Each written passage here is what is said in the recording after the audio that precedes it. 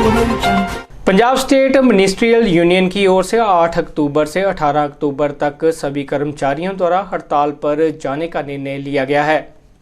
Union सदस्यों ने कहा है कि सरकार की कर्मचारियों विरोधी नीतियों का विरोध इसी प्रकार जारी रहेगा जब तक उनकी मांगें नहीं मानी जाती, तब तक संघर्ष ऐसा ही चलता रहेगा।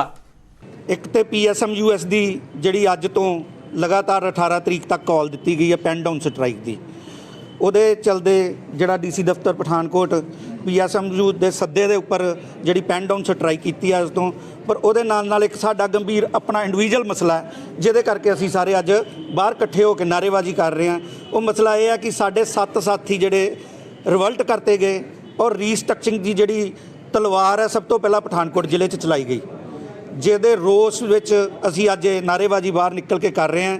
ਸਾਡੇ 7 ਸਾਥੀ ਇਹ ਤੁਸੀਂ ਦੇਖ ਰਹੇ ਹੋ ਮੇਰੇ ਨਾਲ ਖੜੇ, ਇਹ ਰਿਵਲਟ ਕਰ ਦਿੱਤੇ ਗਏ ਜਦ ਕਿ ਇਹਨਾਂ ਦਾ ਕੋਈ ਵੀ ਦੋਸ਼ ਨਹੀਂ। ਕਿਉਂਕਿ ਇਹਨਾਂ ਨੇ ਆਪਣਾ 5-5 ਸਾਲ ਦਾ ਬਤੌਰ ਦਰਜਾ 4 ਤਜਰਬਾ ਪੂਰਾ ਕੀਤਾ। ਉਹਦੇ ਬਾਅਦ ਇਹਨਾਂ ਨੂੰ ਡਿਪਾਰਟਮੈਂਟ ਵੱਲੋਂ ਪੁੱਛਿਆ ਗਿਆ ਕਿ ਤੁਸੀਂ ਪ੍ਰਮੋਟ ਹੋਣਾ, ਇਹਨਾਂ ਨੇ ਹਾਂ ਕੀਤੀ ਔਰ ਇਹਨਾਂ ਦਾ ਬਕਾਇਦਾ ਕਮੇਟੀ ਵੱਲੋਂ ਟੈਸਟ ਲਿਆ ਗਿਆ, ਜਿਹਦੇ ਚੇਅਰਮੈਨ ਉਸ ਵੇਲੇ ਸਰਦਾਰ ਕੁਲਵੰਤ ਸਿੰਘ IAS ਸੀ, ਜਿਹੜੇ ਅੱਜ ਕੱਲ੍ਹ DC ਤਰਨਤਾਰਨ ਨੇ। ਉਹਨਾਂ ਦੇ ਅਧੀਨ ਬਣੀ ਕਮੇਟੀ ਨੇ ਇਹਨਾਂ ਦਾ ਟੈਸਟ ਲਿਆ ਔਰ ਇਹ ਸਾਰੇ ਬੱਚਿਆਂ ਨੇ ਆਪਣਾ ਟੈਸਟ ਕਲੀਅਰ ਕੀਤਾ।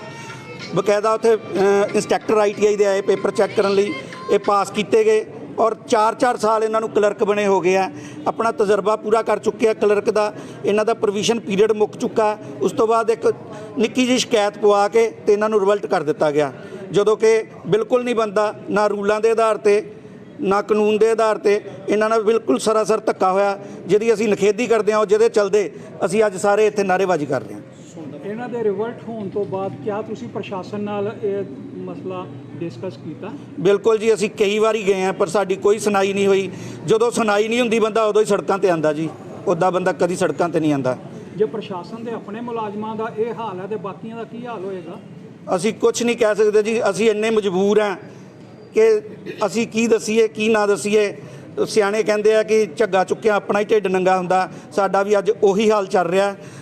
ਬਸ 2 ਬੰਦੇ ਆ ਜਿਹੜੇ ਕਿਸੇ ਨਾ ਕਿਸੇ ਢੰਗ ਨਾਲ ਗਲਤ ਕੰਮ ਕਰਵਾਈ ਜਾ ਰਿਹਾ ਔਰ ਹੋਈ ਜਾ ਰਿਹਾ। ਸਾਨੂੰ ਨਹੀਂ ਪਤਾ ਉਹ ਕਿੱਦਾਂ ਹੋ ਰਹੇ, ਗੁੱਡ ਫੇਥ 'ਚ ਹੋ ਰਹੇ ਜਾਂ ਕਿੱਦਾਂ ਹੋ ਰਹੇ, ਪਰ ਹੋ ਰਹੇ ਆ। ਬਸ ਅਸੀਂ ਇੰਨਾ ਹੀ ਕਹਿਣਾ ਚਾਹੁੰਦੇ ਹਾਂ, ਸਾਨੂੰ ਕਿਸੇ ਨਾਲ ਕੋਈ ਬੈਰ ਨਹੀਂ, ਕਿਸੇ ਨਾਲ ਕੋਈ ਵਿਰੋਧ ਨਹੀਂ।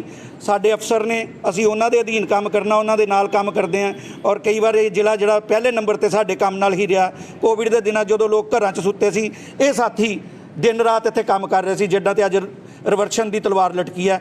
ਅਸੀਂ ਇਨਸਾਫ ਚਾਹੁੰਦੇ ਹਾਂ, ਅਸੀਂ ਇਹੀ ਚਾਹੁੰਦੇ ਹਾਂ ਕਿ ਇਹਨਾਂ ਸਾਥੀਆਂ ਨੂੰ ਦੁਬਾਰਾ ਇਹਨਾਂ ਦੀ ਬੰਦਾ ਹੱਕ ਦਿੱਤਾ ਜਾਵੇ, ਇਹਨਾਂ ਨੂੰ ਦੁਬਾਰਾ ਜਿਹੜਾ ਇਹ ਆਰਡਰ ਕੈਂਸਲ ਕਰਕੇ ਇਹਨਾਂ ਨੂੰ ਕਲਰਕ ਰੱਖਿਆ ਜਾਵੇ। ਧੰਨਵਾਦ। ਜੇਕਰ ਤੁਹਾਡਾ ਕਲਰਕ ਜ਼ਿਲ੍ਹਾ ਪਠਾਨਕੋਟ ਸਰ, ਮੈਂ ਅੱਜ ਤੋਂ 5 ਸਾਲ ਪਹਿਲਾਂ 4 ਕਲਾਸ ਦਾ ਦਰਜਾ ਪਾਸ ਕੇ ਕਲੀਅਰ ਕੀਤਾ ਸੀ। ਉਹਦੇ ਬਾਅਦ ਸਾਨੂੰ ਜ਼ਿਲ੍ਹਾ ਪ੍ਰਸ਼ਾਸਨ ਵੱਲੋਂ ਸਾਨੂੰ ਲਿਖਤੀ ਲੈਟਰ ਕੱਢਿਆ ਗਿਆ ਜੀ ਕਿ ਜਿਹੜਾ ਵੀ ਕਲਰਕ ਦੀ ਅਸਾਮੀ ਦੇ ਟੈਸਟ ਦੇਣਾ ਚਾਹੁੰਦਾ ਹੈ ਉਹ ਦੇ ਸਕਦਾ ਹੈ। ਅਸੀਂ 7 ਭੈਣਾਂ ਸਾਈ ਕਾਫੀ ਮੁਲਾਜ਼ਮਾਂ ਨੇ ਜਾਣੀ ਕਿ ਜਿਹੜਾ ਟੈਸਟ ਦਿੱਤਾ, ਅਤੇ ਅਸੀਂ ਉਹ ਕਮੇਟੀ ਇੱਥੇ ਬਿਠਾਈ ਗਈ। IAS ਅਫਸਰ ਸੀ, ਉਹਦੇ ਵਿੱਚ PCS ਸੀ, ਸੁਪਰਡੈਂਟ ਸਾਹਿਬ ਸੀ। ਉਹਨਾਂ ਦੇ ਆਧਾਰ 'ਤੇ ਅਸੀਂ ਟੈਸਟ ਪਾਸ ਕੀਤਾ। ਉਹ ਕਮੇਟੀ ਦੇ ਸਾਰੇ ਮੋਹਤਬਾਰ ਹਨ ਅਤੇ 4 ਸਾਲ ਦੇ 1 ਸਾਲ ਦਾ ਸਾਡਾ ਪਰਮਿਸ਼ਨ ਪੀਰੀਅਡ ਰੱਖਿਆ ਗਿਆ, ਜਿਸ ਵਿੱਚ ਅਸੀਂ ਖਰੇ ਉਤਰੇ ਹਾਂ ਕੰਮ 'ਚ। ਉਹਦੇ ਬਾਅਦ ਸਾਨੂੰ 4 ਸਾਲ ਹੋ ਗਏ, ਘੱਟੋ ਘੱਟ ਵੀ 4 ਸਾਲ ਹੋ ਗਏ ਹੈ, ਜਿਹਦੇ 4 ਸਾਲ ਤੋਂ ਬਾਅਦ ਅੱਜ ਸਾਨੂੰ ਕਿਸੇ ਦੀ ਸ਼ਿਕਾਇਤ ਦੇ ਉੱਤੇ ਸਾਨੂੰ ਰਿਵਰਟ ਕੀਤਾ ਗਿਆ। ਅਤੇ ਅਸੀਂ ਇਹੋ ਹੀ ਮੰਗ ਕਰਾਂਗੇ ਕਿ ਸਾਨੂੰ ਦੁਬਾਰਾ ਕਲਰਕ ਦੀ ਅਸਾਮੀ 'ਤੇ ਰੱਖਿਆ ਜਾਏ ਅਤੇ ਅਸੀਂ ਉਸ ਕਲਰਕ ਦੀ ਅਸਾਮੀ 'ਤੇ ਕੰਮ ਕਰੀਏ। ਬੈਕਵਰਡ ਏਰੀਏ 'ਚ ਰਹਿੰਦੇ ਹਾਂ, BPO 60 ਹੈਗਾ ਸਾਡਾ। 2012 ਵਿੱਚ ਅਸੀਂ ਸੇਵਾਦਾਰ ਦੀ ਨੌਕਰੀ 'ਤੇ ਆਏ ਸੀ। ਡੈਮ ਉਸਦੀ ਕੋਟਾ ਸਾਰਿਆਂ ਸੁਣਿਆ ਹੈਗਾ, ਰਣਜੀਤ ਸਾਗਰ ਡੈਮ। ਸਾਡੀਆਂ ਜ਼ਮੀਨਾਂ ਗਈਆਂ, ਘਰ ਮਕਾਨ ਗਏ, ਸਾਰੇ ਗਏ। ਅਸੀਂ ਫਾਈਟ ਕਰਕੇ ਕੋਰਟ 'ਚੋਂ ਨੌਕਰੀ ਲਈ ਹੈ, ਪਰ ਉੱਥੇ ਵੀ ਸਾਡੇ ਨਾਲ ਵਿਤਕਰਾ ਇਹ ਕੀਤਾ ਗਿਆ ਕਿ ਸਾਨੂੰ 4th ਕਲਾਸ ਦੀ ਨੌਕਰੀ ਦਿੱਤੀ ਗਈ ਹੈ। ਚਲੋ 4th ਕਲਾਸ ਦੀ ਨੌਕਰੀ 'ਤੇ ਆਹੀ ਆਏ ਹਾਂ। ਰਣਜੀਤ ਸਾਗਰ ਡੈਮ ਨੇ ਸਾਨੂੰ ਉਹਨਾਂ ਨੇ ਸਰਪਲਸ ਪੂਲ 'ਚ ਪਾ ਦਿੱਤਾ। ਸਰਪਲਸ ਪੂਲ ਦਾ ਪਾਉਣ ਦਾ ਮਤਲਬ ਕਿ ਸਾਨੂੰ ਵੱਖਰੇ ਜ਼ਿਲ੍ਹਿਆਂ 'ਚ ਵੰਡ ਦਿੱਤਾ। ਅਸੀਂ 2012 ਵਿੱਚ DC ਆਫਿਸ ਪਠਾਨਕੋਟ ਵਿੱਚ ਆਏ ਹਾਂ।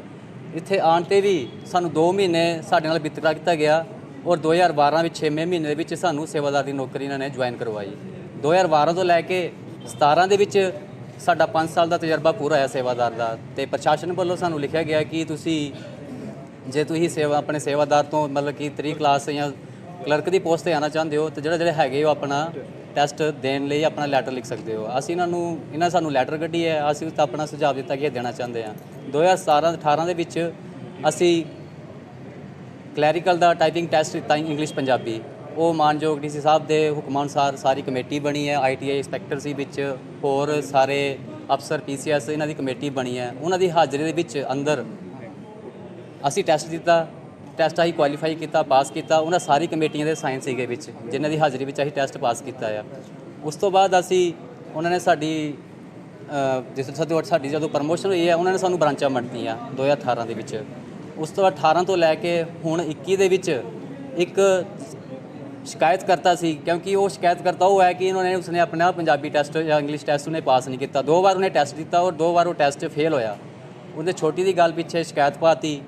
ਸ਼ਿਕਾਇਤ 'ਤੇ ਚਲਦੇ 2017 'ਚ ਉਹਨੇ ਸ਼ਿਕਾਇਤ ਪਾਈ, ਅੱਜ 2021 ਹੋ ਗਿਆ ਔਰ ਅੱਜ ਉਹ ਇੰਨੀ ਸ਼ਿਕਾਇਤ ਉਹਦੀ ਇਹਨਾਂ ਨੇ ਇੰਨੀ ਪ੍ਰੋਵਾਈਡ ਕੀਤੀ ਕਿ ਅੱਜ ਸਾਨੂੰ ਬਿਨਾਂ ਨੋਟਿਸ ਤੇ ਬਿਨਾਂ ਕਿਤੇ ਸਾਨੂੰ ਉਹਨੇ ਰਿਵਰਟ ਕਰਤਾ। ਜਦਕਿ ਅਸੀਂ ਡੀਸੀ ਸਾਹਿਬ ਕੋਲ ਵੀ ਗਏ, ਸਰ ਕਿ ਸਾਡੀ ਗਲਤੀ ਦੱਸੋ, ਸਾਡੀ ਗਲਤੀ ਕੀ ਹੈ ਉਹਦੇ ਵਿੱਚ। ਡੀਸੀ ਸਾਹਿਬ ਕਹਿੰਦੇ ਕਿ ਨਹੀਂ, ਤੁਸੀਂ ਮਤਲਬ ਕਿ ਅਸੀਂ ਪੇਪਰ ਰੀਚੈੱਕ ਕਰਵਾਇਆ, ਤੁਸੀਂ ਉਹ 'ਚ ਫਾਲਟ ਨਿਕਲੇ ਹੋ, ਅਸੀਂ ਹੁਣ ਕੁਝ ਨਹੀਂ ਕਰ ਸਕਦੇ। ਅਸੀਂ ਕਹੇ ਸਰ ਕਿ ਚਲੋ ਜਿਹੜਾ ਸ਼ਿਕਾਇਤ ਕਰਤਾ ਤੁਹਾਨੂੰ 4 ਸਾਲ ਸੁਣਿਆ, ਸਾਨੂੰ ਮੌਕਾ ਦਿਓ, ਜਾਂ ਮਤਲਬ ਸਾਨੂੰ ਕੁਝ ਆਪਣਾ ਕਮੇਟੀ, ਜੇ ਤੁਸੀਂ ਕਮੇਟੀ ਬਣਾਈ ਹੈ ਸਾਨੂੰ ਉਹ 'ਚ ਕੁਝ ਦੱਸਣ ਦਾ ਮੌਕਾ ਦਿਓ। ਕਹਿੰਦੇ ਕਿ ਮੈਂ ਕੁਝ ਨਹੀਂ ਕਹਿ ਸਕਦਾ। ਡੀਸੀ ਦਫ਼ਤਰ ਪਠਾਨਕੋਟ ਸਰ, ਅਸੀਂ ਬਕਾਇਦਾ ਸਾਰੀ ਕਮੇਟੀ ਦੇ ਸਾਹਮਣੇ, ਆਈਐਸ ਦੀ ਕਮੇਟੀ ਹੀ ਤੇ ਉਹਦੇ ਸਾਹਮਣੇ ਅਸੀਂ ਟੈਸਟ ਦਿੱਤਾ ਸੀ ਸਰ। ਹੁਣ 4 ਸਾਲ ਬਾਅਦ ਸਾਨੂੰ ਰਿਵਰਟ ਕਰਦੇ ਪਏ ਤੇ ਸਰ ਸਾਡੀ ਇਹੀ ਮੰਗ ਹੈ ਕਿ ਸਾਨੂੰ ਦੁਬਾਰਾ ਜਿਹੜਾ ਉਹ ਹੱਲ ਕੀਤਾ ਜਾਏ, ਸਾਡੀ ਉਹ ਜੋ ਵੀ ਪ੍ਰੋਬਲਮ ਹੈ, ਤੇ ਸਰ ਸਾਨੂੰ ਦੁਬਾਰਾ ਕਲਰਕ ਦੀ ਸੀਟ ਤੇ ਸਰ ਬਿਠਾਇਆ ਜਾਏ। सिया इंटीरियर अब आपको पठानकोट शहर में लाकर दे रहा है आपके सपनों के घर को सजाने का डेकोर मटेरियल।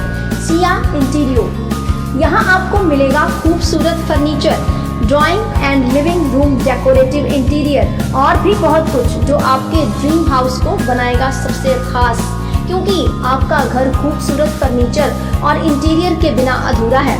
सिया इंटीरियर एक ऐसा एक्सक्लूसिव शोरूम जहां सिर्फ घर को ही नहीं, सपनों को सजाने की बेहतरीन कलेक्शन मिलती है, जो आपके घर को बनाएगा दूसरों से सुंदर और आकर्षक। तो सिया इंटीरियर पर आइए और अपने सपनों को साकार कीजिए। Happy furniture and interior to you.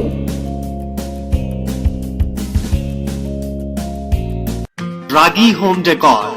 Give your home, offices, interior and exterior walls, ceiling, furniture and door panel an elegant look. Expert in UV PVC wall, wallpapers, partition जाली आपकी काल्पनिक सोच को उतारे आकार में और आकार संवारे।